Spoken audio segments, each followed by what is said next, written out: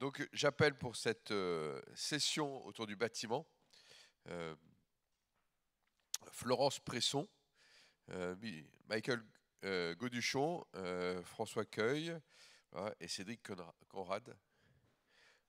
Voilà, et on a aussi la chance d'avoir 2 lauréats d'hier à cette séance. Donc ce que je vous propose, c'est que vous vous asseyez et puis chacun vous viendrez intervenir sous la forme que vous voulez, soit en restant assis, soit en déambulant, soit au pupitre.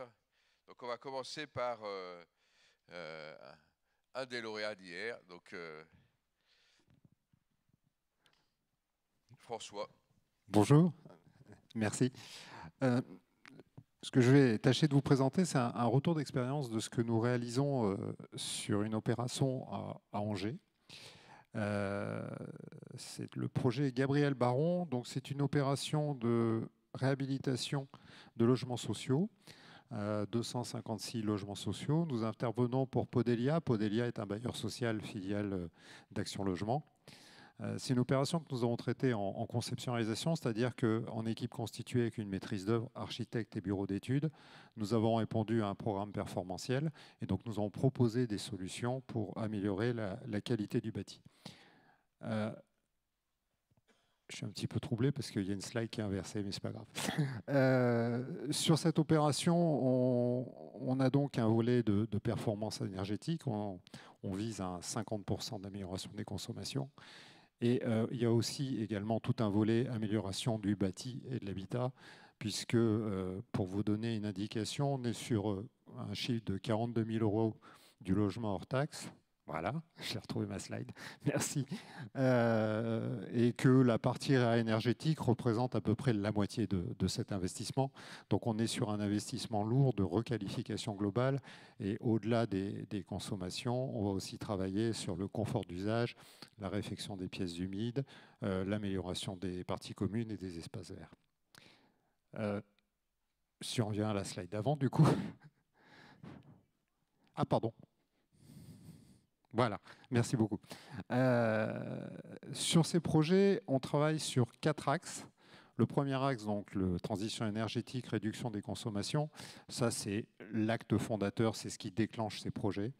En complément, nous, on travaille beaucoup sur l'industrialisation du process.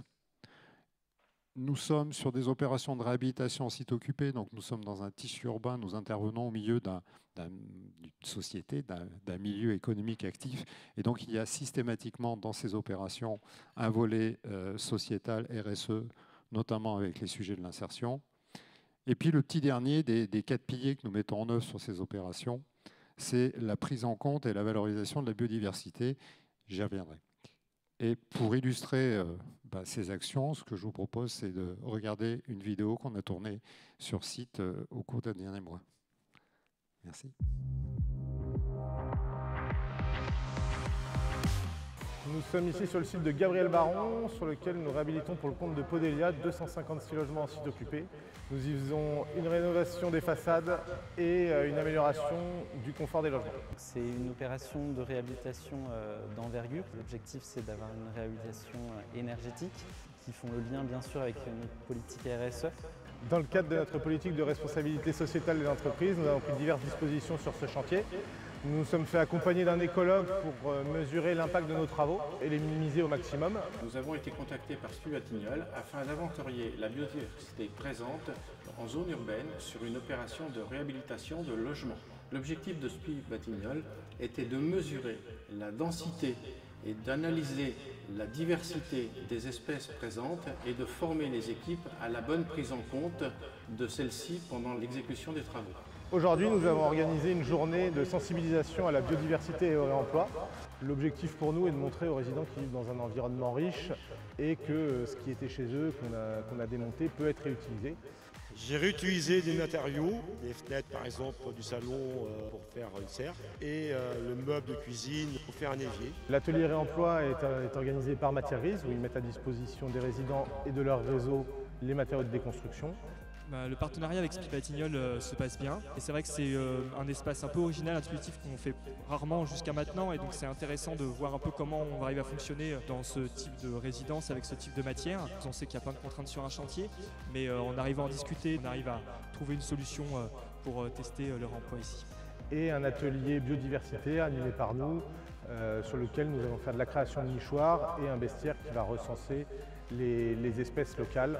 Nous avons répertorié 17 espèces d'oiseaux, 9 espèces d'insectes, 5 espèces de chauves-souris et 75 espèces de plantes. Cela démontre qu'en zone urbaine, les espèces cohabitent très bien avec les habitants et qu'il est tout à fait possible de réaliser des travaux et de vivre en harmonie avec elles. Notre principale préconisation a été de mettre en place un planning adapté, permettant ainsi de réaliser les travaux sans perturber les espèces pendant leur cycle biologique. J'ai appris beaucoup de choses. Au-delà des travaux, on a beaucoup d'animaux qui sont autour de nous. Et puis en plus, je suis contente de repartir avec un nichoir. Cette journée, elle est conviviale. Le but de toute cette journée est de valoriser auprès des résidents leur quartier. Le sujet de la biodiversité et le sujet du réemploi, qui sont des sujets également que développe Podelia aujourd'hui, qui doivent s'inscrire sur un temps long pour nos futures opérations. En plus des initiatives liées à l'environnement, nous avons mis en place des actions pour améliorer les conditions de travail de nos compagnons.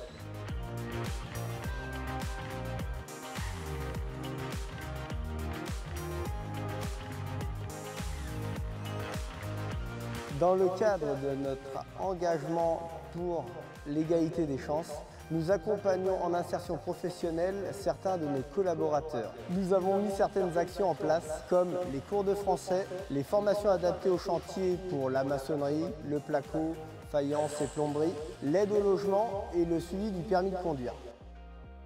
Ce chantier est le reflet de notre engagement social, sociétal et environnemental.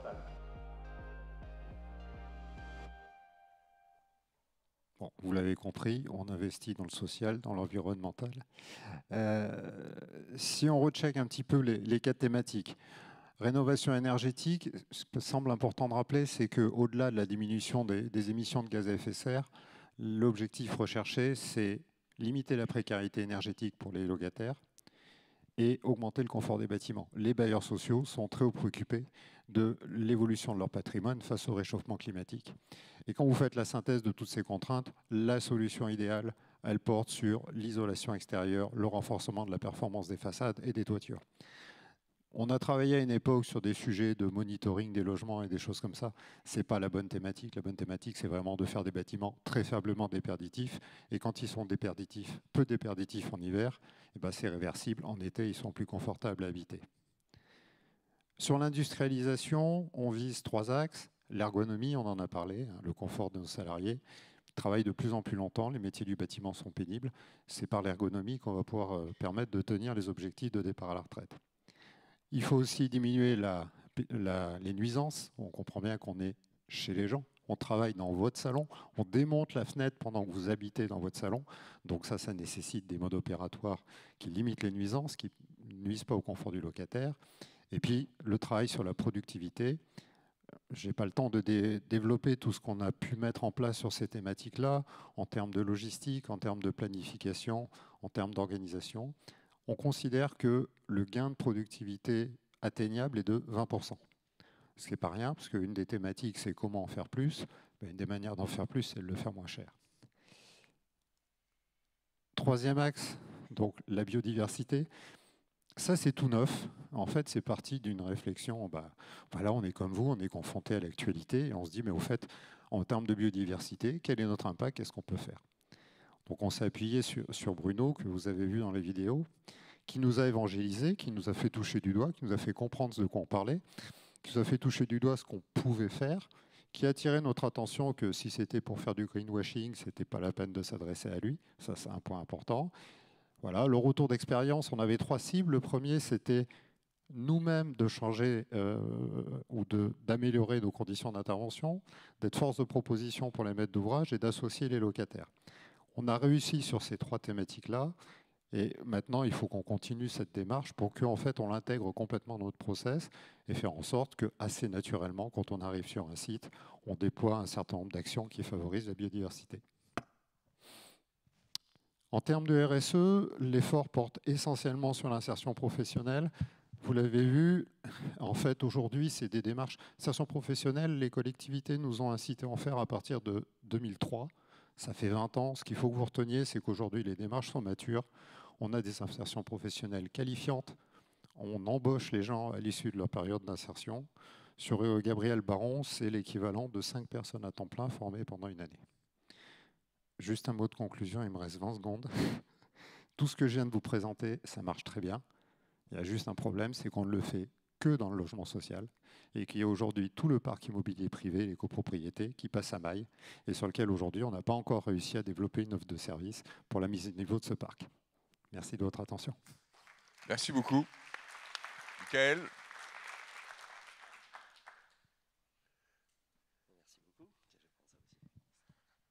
Messieurs, dames, bonjour. Alors, moi, j'ai rien inventé. Donc, je me présente, je m'appelle Michael Goduchon. Je suis agent immobilier, membre du réseau Orpi, et j'ai l'honneur de présider le groupement Orpi La Rochelle-Île-de-Ré depuis maintenant 6 ans. Je remercie l'invitation qui m'a été faite de venir ici pour simplement apporter un témoignage de la réalité du terrain que nous rencontrons et surtout sur la notion, quand on m'a appelé, on m'a demandé voilà, quel était mon avis sur les moyens d'accélérer la transition énergétique des bâtiments, des immeubles. Donc un vaste sujet et du coup je me suis un petit peu penché dessus et je vais essayer de vous retranscrire un petit peu un rendu d'expérience en 9 minutes 15, ce qui risque d'être un peu compliqué parce que je parle beaucoup.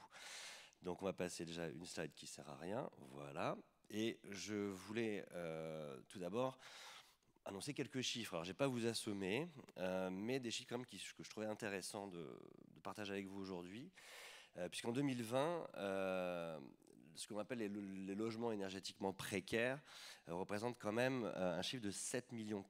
Donc il y a quand même un gros boulot à faire au niveau de la transition énergétique à ce niveau-là. Il faut savoir que le secteur du bâtiment représente près de 43% des consommations énergétiques annuelles, soit 23% des émissions de gaz à effet de serre. Donc c'est un gros chantier, ça représente quand même pas mal d'émissions et je pense qu'il y a pas mal de boulot à faire. Alors pas que moi, je vous rassure tout de suite. Le 24 août 2021, donc du coup pas que moi puisque les pouvoirs publics se sont vraiment saisis de cette problématique-là. Alors bien avant 2021, puisque 2015, déjà la loi promulguée avait pour objectif de rénover 500 000 logements par an. Ce qui est beaucoup, objectif non atteint à ce jour. Et on a eu un vrai coup de boost en 2021 avec la loi climat et résilience qui, elle, avait vraiment un but affiché d'afficher cette transition énergétique dans le logement donc privé, du coup, et qui représente donc voilà, 7,4 millions de logements. Donc c'est très important, 7 minutes 40. Hop. Donc, pour ce faire, j'ai voulu essayer de vous résumer les armes qu'aujourd'hui avaient été mises sur la table par les pouvoirs publics, notamment pour aider à accélérer cette transition énergétique. Donc, je suis parti d'abord sur l'étude d'un arsenal financier parce que les moyens sont mis. Donc, je vous ai décrit. Alors, j'imagine que beaucoup d'entre vous sont déjà au courant, connaissent, ont déjà entendu parler de ces systèmes. Je voulais simplement vous les partager aujourd'hui et essayer de les résumer parce qu'il en existe beaucoup. Je vous ai résumé notamment les plus importants et les plus utilisés aujourd'hui, les plus connus. Donc un arsenal financier, près de 2 milliards d'euros ont été mis sur la table pour ce que l'on appelle MaPrimeRénov', donc qui est une aide à la rénovation énergétique du logement et qui s'adresse à tout type de public, propriétaires, résidence principale, mais aussi propriétaires bailleurs qui souhaiteraient rénover, et d'ailleurs qui vont avoir l'obligation de le faire, rénover les logements qui sont mis en location. 2 milliards d'euros mis sur la table, 2,5 milliards sur 2023, donc l'effort est encore poussé cette année. MaPrimeRénov', donc agir sur différents postes du logement, isolation par l'extérieur, fenêtres, ventilation mécanique, par exemple, toutes ces choses-là qui sont très importantes pour que l'habitat justement soit sain et peu énergivore. Deuxième encouragement à la transition énergétique pour les particuliers, c'est l'éco-prêt à taux zéro. Je pense que tout le monde en a entendu parler. À hauteur de 30 000 €, il peut financer quand même des travaux de rénovation énergétique sur les logements, ce qui n'est pas rien. Toutefois, il faut bien entendu faire appel à différentes entreprises, différents artisans qualifiés, labellisés, RGE notamment. Donc voilà, c'est assez complexe, mais ça existe. Certificat d'économie d'énergie, le CEE, assez peu connu, qui lui est financé en fait par les fournisseurs d'énergie.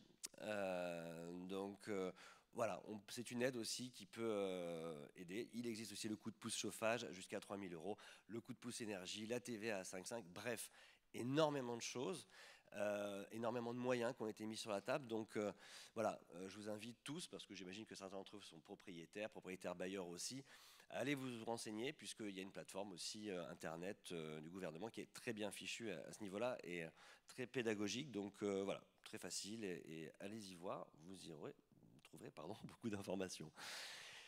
Depuis 2021, deuxième chose, donc un arsenal donc financier, mais aussi un arsenal réglementaire qui là touche directement les propriétaires et touche directement mon métier d'agent immobilier Orpi, je le précise à nouveau, petit coup de pub. Arsenal réglementaire parce que depuis 2021, nous constatons déjà en fait l'arrivée d'un nouveau diagnostic de performance énergétique. J'imagine que c'est un terme qui vous parle à tous. Si ça ne vous parle pas, je vais vous en dire 3 mots. Mais en 2021, on a vraiment une nouvelle manière de pratiquer le DPE et qui aujourd'hui a permis surtout de changer dans l'esprit de nos clients, des gens, réellement et de surtout noter un peu l'importance des performances énergétiques du logement qui aujourd'hui dans le processus décisionnel d'acquisition notamment est devenu extrêmement important et beaucoup plus qu'il ne l'était avant 2021 où on avait un DPE qui était fait, c'était assez rapide, on avait une étiquette comme sur un réfrigérateur avec ABCDE, on voyait la couleur, les gens s'en souciaient pas forcément. Aujourd'hui c'est devenu capital et on rencontre en agence des clients qui effectivement ne veulent visiter que des biens peu énergivores et mettre de côté tout le reste. Bref, il faut que je me dépêche, 3 minutes, on ne va pas y arriver. Recensement précis des passoires énergétiques, audit énergétique, ça c'est la nouveauté de cette année, puisque en plus du DPE, donc diagnostic de performance énergétique, il existe un audit énergétique. Alors là, j'ai même préparé une slide normalement, qui fait la différence. Ouais, c'est à peu près lisible. Bref, un DPE, donc diagnostic qui est réalisé avant la vente ou avant la mise en location d'un bien, pour vérifier donc les performances énergétiques du logement. Il y a une classification et en celui-ci, donc avec cette nouveauté depuis 2021, vous donne aussi des solutions sur lesquelles travailler. Et il existe aussi maintenant, pour renforcer les obligations, un audit énergétique qui lui est obligatoire de fournir dès la mise en vente d'un bien immobilier. Et lui, la différence entre les deux, c'est que l'audit énergétique va pointer les solutions et les chiffrer. Donc, de manière à ce que le client acquéreur puisse avoir des informations précises et chiffrées, surtout sur les travaux qu'il aurait à faire sur le logement pour lequel il pourrait se porter acquéreur. Donc, c'est extrêmement important, encore une fois, dans le processus décisionnel, puisqu'il y a l'aspect financier qui rentre en ligne de compte. Là, je vous avais mis un exemple d'un diagnostic de performance énergétique nouvelle génération, avec donc, la note qu'on voit sur l'histogramme. On va avoir ensuite le coût estimé des consommations du logement. Et là, c'est un document qui aujourd'hui est beaucoup plus long que cela. Là, c'est que la première page de résumé, mais il va résumer aussi les points qui sont les plus énergivores sur le logement. Par exemple, est-ce que c'est la toiture qui pose un problème? Est-ce que c'est l'isolation? Est-ce que c'est l'extérieur? Bref, tous les postes finalement sur lesquels on a une déperdition d'énergie. L'arsenal, il y a aussi des contraintes fortes qui pèsent aujourd'hui sur les propriétaires bailleurs notamment, et là on a un échéancier alors que je vous invite à lire rapidement parce que j'ai plus qu'1 minute 40. Bref, important, un gel des loyers aujourd'hui depuis 2022, il est interdit d'augmenter son loyer lorsqu'on est propriétaire bailleur, qu'on loue son logement, il est interdit d'augmenter son loyer entre deux locataires. Donc ça c'est mort, en tout cas pour les logements qui sont étiquetés du coup F et G sur le DPE dont je vous parlais tout à l'heure. 1er janvier 2023, la location est devenue interdite clairement pour des logements trop énergivores, en tout cas consommant plus de 450 kWh par mètre carré. Donc ça, cette valeur-là nous est indiquée en fait dans le DPE. Donc c'est quelque chose qui aujourd'hui est extrêmement contraignant. L'audit énergétique, lui, est arrivé cette année. Audit énergétique, et ensuite vous allez avoir grosso modo jusqu'à 2034 une augmentation des contraintes pesant sur les logements énergivores. Donc aujourd'hui, les logements classés en G, donc considérés comme passoires thermiques en 2022, eh bien, en 2034, l'objectif est que même les logements classifiés en D soient aussi des passoires énergétiques et sur lesquels pèseront de lourdes contraintes sur la location et la mise à disposition. Donc, si vous êtes propriétaire bailleur, je vous engage rapidement à vous renseigner sur notamment les aides dont vous pourriez disposer et engager des travaux rapidement. Conséquences et limites de ces dispositifs, problème de formation des diagnostiqueurs. La loi a été promulguée extrêmement rapidement, les obligations ont été imposées de manière rapide, ce qui fait qu'il y a eu un décalage entre le texte et la mise en application de celui-ci. Pas mal de blocages en début d'année, notamment à cause de l'audit énergétique. On a les problèmes de formation donc des diagnostiqueurs, des incertitudes réglementaires et des problèmes esthétiques parce que la rénovation énergétique, notamment sur les façades, est extrêmement contraignante, notamment dans les centres-villes classés historiques, puisqu'on a des contradictions entre les obligations thermiques et, par exemple, la législation réglementaire en termes d'urbanisme et de protection des façades et du patrimoine. Voilà.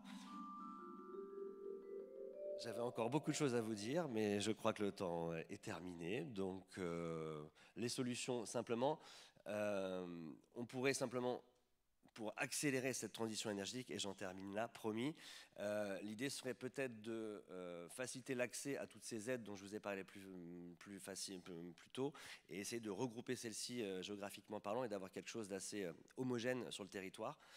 Autre chose qui serait, à mon avis, importante, c'est qu'il faut savoir que 86% des travaux financés par MaPrimeRénov' ne concernent que des monogestes. Et en fait, quand vous faites un monogeste, changer des fenêtres dans un logement, c'est pas ça qui va vous changer la note.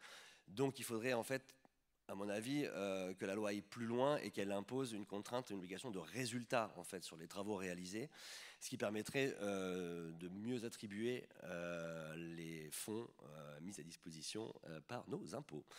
Voilà, j'avais encore plein de choses à faire. Merci beaucoup. Désolé, mais j'espère que ça a été intéressant. C'est parfait.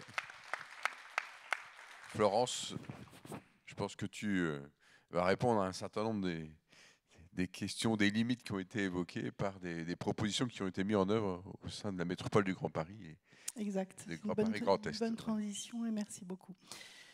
Donc effectivement, je suis Florence Presson, je suis adjointe au maire sur la ville de Sceaux dans le 92 et je travaille dans le 93 sur le territoire Grand Paris Grand Est. Alors, la question qui m'a été posée, c'est comment accélérer la rénovation énergétique du parc ? On sait exactement où ça coince. Aujourd'hui, la somme de petits travaux réalisés les uns derrière les autres donne tout sauf la performance. Donc on va pointer sur une solution qui est la solution, c'est une rénovation globale. Alors attention, on ne va pas commencer par démonter toutes les maisons, rénover le toit, tout et compagnie, parce que très souvent, la réalité, c'est que les maisons ont déjà un certain nombre de postes de rénover et il en manque 2, 3, 4. Donc quand on parle de rénovation globale, c'est effectivement terminé pour plus d'efficacité. La rénovation énergétique, c'est un problème de confiance.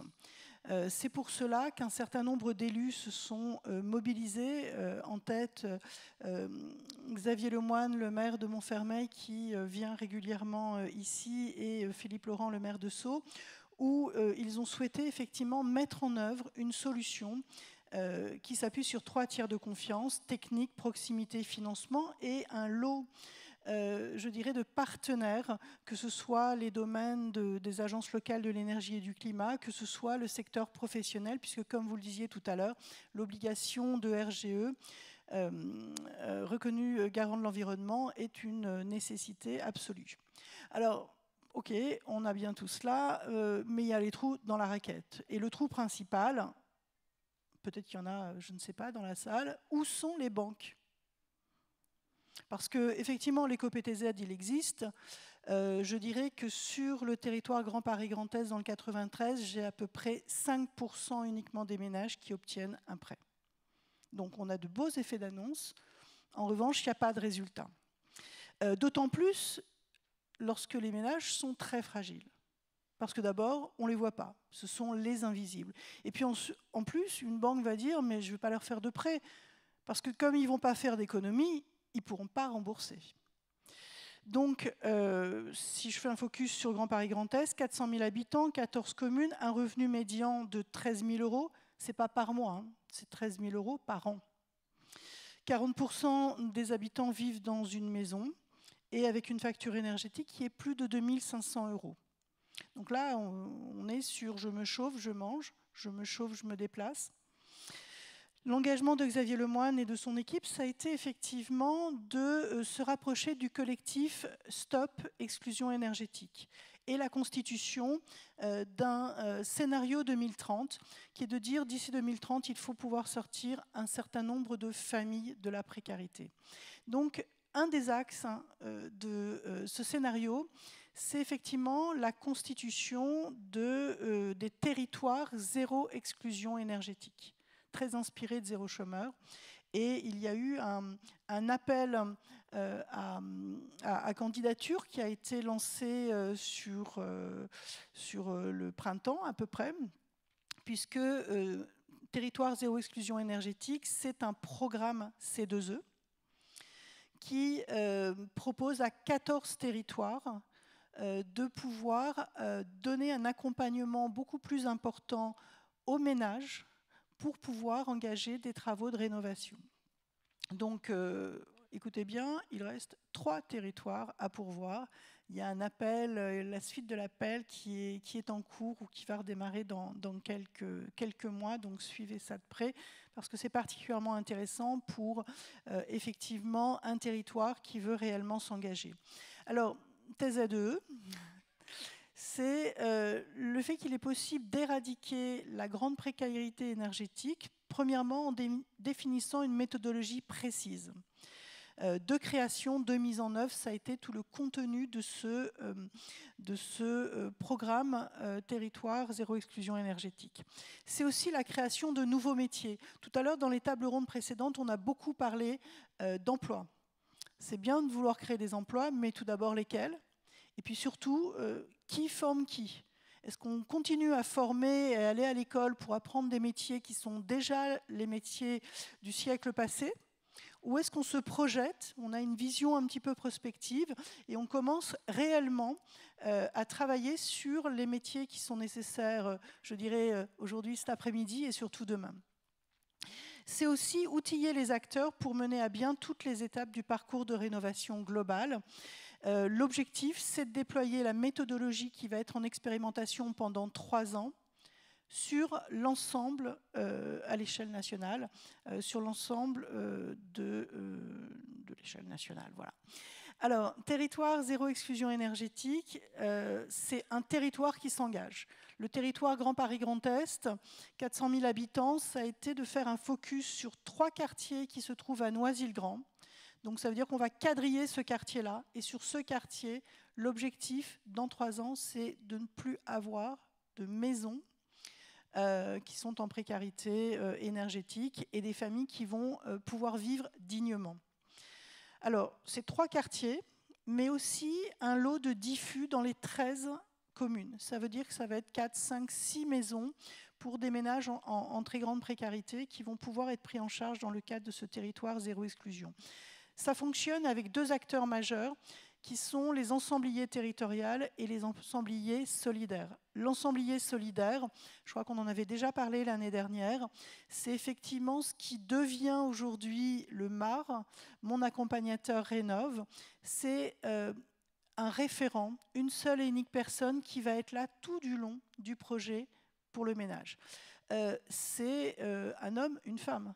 Ce n'est pas une plateforme numérique. La plateforme numérique, elle est derrière, elle ne se voit pas forcément parce qu'un ménage très fragile, comme je disais tout à l'heure, il n'a pas forcément non plus l'accès, le savoir utiliser un certain nombre de plateformes. L'ensemblier territorial, on va en parler juste sur la slide d'après, c'est effectivement la personne qui va assurer la coordination au sein du territoire.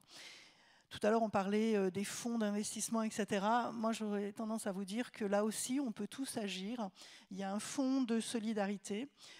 C'est un don qui peut être fait par une entreprise, par chacun de vous. L'objectif, c'est de pouvoir accompagner le ménage. Parce qu'un ménage très précaire, oui, il a plein d'aides. MaPrimeRénov', les C2E, etc. C'est génial. Sauf que quand il lui reste 5 000 ou 10 000 euros de reste à charge, eh bien, c'est aussi handicapant que pour un certain nombre d'entre nous, quand il reste 20 000, 30 000, 40 000 euros de reste à charge. Donc là, grâce à ce fonds de solidarité, c'est vraiment un accompagnement pour ces ménages. Il y a un dossier qui peut être présenté, hein, vous pouvez le faire, vous pouvez prendre les informations et vous-même, quand vous avez des ménages en grande précarité, c'est vraiment une solution assez épatante. Pour une collectivité, quand elle va effectivement s'engager pour devenir un territoire zéro exclusion, c'est toute une organisation avec effectivement les ensembliers territoriales et solidaires, et c'est pour la commune ou le territoire une charte d'engagement à signer. Alors je vais vous laisser lire les 10 points. Moi je suis particulièrement attachée au point 3, s'appuyer sur un portage politique reposant sur une gouvernance locale multi-acteurs. Plusieurs fois hier, ça a été indiqué, il y a cette notion de volonté politique. On peut tous vouloir plein de choses. Si à un moment donné, alors peut-être pas tout là-haut, parce que tout là-haut, c'est un peu trop haut, et on n'a pas l'impression qu'ils ont les pieds sur terre, en tout cas sur notre terre à nous. Mais en tout cas, l'élu, le maire s'engage avec son équipe, et justement la notion d'opérateur territorial, c'est un peu la personne qui va faire la coordination avec tous les acteurs associatifs. On sait que la précarité, les personnes précaires sont invisibles, mais pas tout le monde. Il y a des associations, des personnes dans les services, au CCAS, etc., qui connaissent ces familles et qui sont là vraiment pour les accompagner, pour les aider. Donc ce point 3, il est vraiment très important. Le point 5, encourager la montée en compétences via le déploiement de formations spécifiques à la lutte contre l'exclusion énergétique. Là, c'est pareil. Ces notions d'opérateur ensemblier territorial, on est en train de faire labelliser et de définir le métier, les formations adaptées, et je l'espère, dans quelques temps, vos enfants ou petits-enfants vont pouvoir, à l'école, suivre ces formations et pouvoir être de véritables acteurs pour éradiquer la précarité énergétique. Je vous laisse 15 secondes. Merci beaucoup. Combien de personnes consacrées ? Alors, sur le territoire Grand Paris Grand Est, ce sera à peu près 250 maisons, familles qui seront prises en charge et pour lesquelles... 250 maisons maisons, donc familles. D'accord, très bien. Merci beaucoup. Avec plaisir. Dernière intervention. Donc, l'Oxam.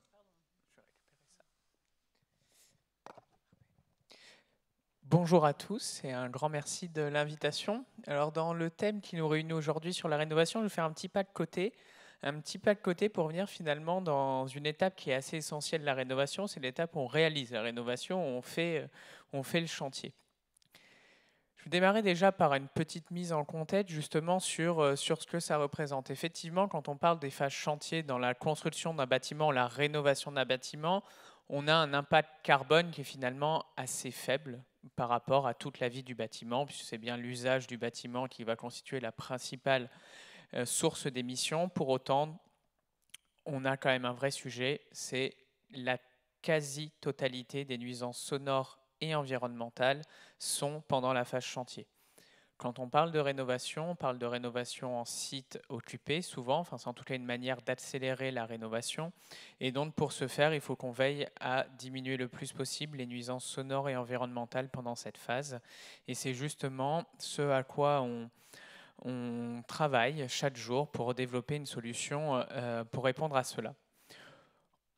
Très brièvement, l'Oxam, pour ceux qui ne nous connaîtraient pas, donc on est un loueur de matériel, on loue une gamme diversifiée de matériel auprès d'un grand nombre de clients, principalement pour la construction, la rénovation étant de plus en plus importante pour une activité comme la nôtre. On est aujourd'hui présent dans une trentaine de pays et si on revient sur la France, c'est notre plus grand pays avec 500 agences qui aujourd'hui travaillent là-dessus. Pour poursuivre un petit peu sur la description d'un loueur comme nous, finalement, quand on parle d'un impact carbone pour une entreprise comme la nôtre, l'impact carbone, c'est l'impact de nos matériels, c'est finalement un impact indirect, puisque c'est tous nos clients, quand ils réalisent des projets de construction, de rénovation, qui vont émettre sur site un certain nombre d'émissions. Pour autant, il faut qu'on puisse travailler à proposer une solution globale, une solution qui va répondre justement à un certain nombre de sujets et notamment des sujets environnementaux lors des phases chantier. Alors comment on fait ? On va proposer des alternatives, on va proposer une alternative globale autour de ces sujets. Donc c'est finalement par nos investissements en matériel à faible émission, donc des matériels électriques, hybrides, hydrogène, gaz, qu'on va parvenir à apporter une solution là-dessus. Pour autant, déployer un matériel électrique aujourd'hui, c'est pas la même chose que déployer un matériel thermique, puisqu'il y a quand même un certain nombre de sujets à prendre en compte, des sujets de recharge de ces matériels, des sujets d'approvisionnement en énergie quand on va parler d'un matériel hydrogène par exemple, et donc il faut qu'on puisse proposer ce service-là. C'est la solution qu'on propose avec des acteurs partenaires, justement pour avoir un accompagnement sur mesure et 360 degrés pour qu'on puisse se dire j'ai un sujet qui est la rénovation d'un bâtiment, j'ai une phase chantier, quelle solution je peux apporter pour qu'opérationnellement, économiquement, environnementalement et socialement, on soit capable d'apporter la bonne solution. Concrètement, aujourd'hui, ça donne ça un peu partout dans le monde. On a des exemples au Danemark, en Norvège et en plein cœur de Paris sur cette slide que vous pouvez voir ici. Donc, c'est des chantiers bas carbone qui sont en milieu urbain, qui sont sur un certain nombre de sujets. On va venir déployer des solutions électriques, des solutions de recharge, comme vous pouvez le voir en haut à gauche, que ce soit des packs batteries, donc des grosses batteries qui permettent d'alimenter les bases chantiers et les matériels, des groupes hydrogène, comme vous pouvez le voir également en haut à gauche de cette slide. C'est finalement un ensemble de chantiers qu'on développe, qu'on travaille. C'est un modèle qui va venir interroger le modèle du chantier furtif, c'est-à-dire le chantier qu'on ne voit pas, le chantier qui arrive, qui repart, qui a réalisé sa mission sans ou avec le moins de contraintes possibles pour l'entourage, notamment quand on est en site occupé. On n'a pas les solutions, et ça va être mon propos juste après, on doit les travailler, c'est pas tout seul qu'on va réussir, c'est en coopération avec toutes les solutions qu'on a pu entendre ces dernières heures, les solutions qu'on peut avoir sur le marché pour avoir finalement un modèle qui demain sera le modèle de chantier, qui aujourd'hui n'est qu'encore au stade de l'expérimentation. On a plusieurs dizaines d'exemples, mais ils ne sont pas encore suffisants pour avoir un modèle qui soit parfaitement pérenne. Pourquoi ? Pour 5 raisons. 5 raisons qui sont les suivantes. La première, elle est technique. On ne dispose pas des alternatives matérielles à tous les besoins, à tous les matériels qu'on a aujourd'hui en parc de manière thermique. On a une 60aine de références de matériel électrique, hybride ou hydrogène, qui sont plutôt des petits matériels.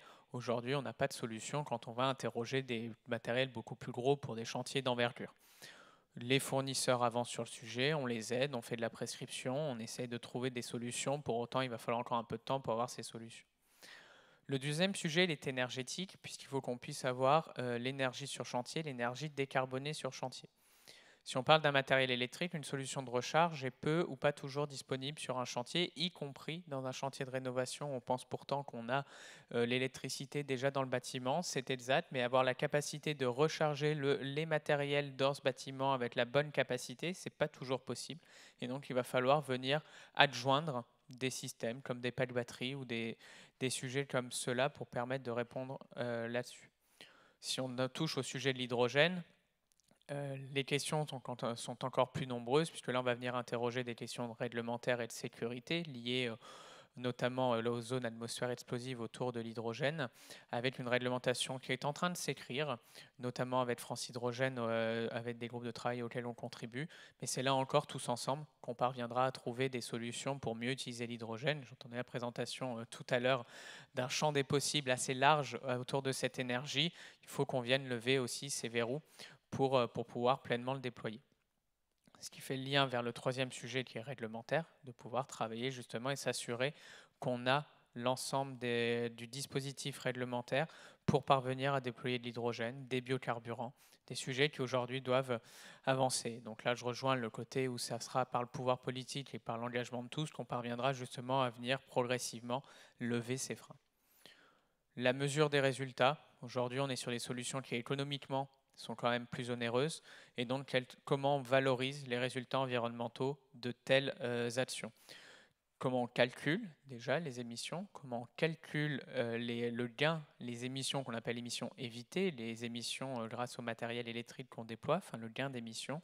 Est-ce qu'on lui donne une valeur monétaire pour permettre de réconcilier finalement le financier de l'extra-financier? C'est là-dessus qu'on travaille également à proposer des solutions quand on travaille sur des chantiers bas carbone. Et le dernier point qui est pour moi le plus important, c'est le sujet humain. C'est finalement, on parle beaucoup d'inclusion numérique notamment, c'est un sujet qu'on a beaucoup vu dans les politiques publiques et dans un certain nombre d'actions de collectivités. Je pense que la présentation juste avant faisait parfaitement le lien sur un sujet qui est finalement l'inclusion environnementale, l'inclusion énergétique. Nous, on le ressent, ce n'est pas une question de pouvoir avoir de l'énergie chez soi. Nous, c'est finalement comment on s'assure que nos 12 000 collaborateurs qui sont habitués à louer un matériel thermique, à réparer un matériel thermique, sont en capacité demain de connaître des matériels électriques, de savoir les louer, de savoir les maintenir, et qu'on ne met pas de côté tout un pan de nos collaborateurs au profit finalement d'autres collaborateurs qui sauraient faire ça. On veut former, avoir les plans de formation adaptés, déployer ça dans tout notre réseau, et ça bien sûr ça prend du temps. Je parle pour nous, bien sûr, c'est la question exactement la même pour nos clients qui utilisent les matériels. Et donc là, c'est finalement comment ensemble, on va pouvoir réussir à développer l'ensemble de ce sujet pour réussir à développer le chantier de demain. Et ça marche avec quoi? Finalement, ça marche avec les expérimentations. C'est petit à petit sur des projets comme on a pu voir, et venir adjoindre aussi la phase chantier, se dire j'ai un chantier global qui est venu toucher des sujets d'insertion, qui est venu toucher des sujets de matériaux, de réemploi des matériaux. Finalement, comment je vais mettre la composante matérielle aussi dans ce sujet pour avoir un chantier global qui demain répondra à ces sujets. Et donc ma conclusion, elle est la suivante, c'est finalement que l'accélération, elle se fera ensemble. Et là-dessus, c'est la proposition de valeur qu'on propose. En tant que loueur, on a l'avantage de travailler avec tous les fournisseurs de matériel et de proposer ces matériels à de très nombreux clients. Et donc, on souhaite pouvoir fédérer justement ces écosystèmes dans le cadre d'expérimentation, pouvoir répondre auprès des puissances publiques justement sur ces sujets, pour être présent, pouvoir travailler aux alternatives possibles, pour pas forcément les découvrir a posteriori. Le chantier bas carbone fonctionne si on l'a largement anticipé parfois même au moment de la phase d'appel d'offres, pour justement avoir le temps et la capacité de bien mettre en place ces alternatives. Ceci pourquoi? Ceci pour nous permettre de tester ces nouvelles alternatives, de tester ces modèles, de les améliorer, d'avoir du retour d'expérience, de travailler ensemble, et donc ensemble avec ces notions d'inclusion, tout ça dans une logique finalement de co-innovation, parce qu'on a tous à apprendre sur le sujet, et on gagnera du temps et on accélérera et on répondra justement aux objectifs de rénovation du parc de manière plus décarbonée possible si on y arrive justement avec des partenariats. Voilà. Merci beaucoup. Je vous remercie. Alors, je vois le chemin parcouru depuis 10 ans sur le sujet du bâtiment. On ne peut que se réjouir et de voir après qu'il y a d'autres pistes de collaboration pour de nouveau enrichir les solutions qu'on présentera les années qui viennent. Denis, je te redélaisse la parole. Eh bien, je lis.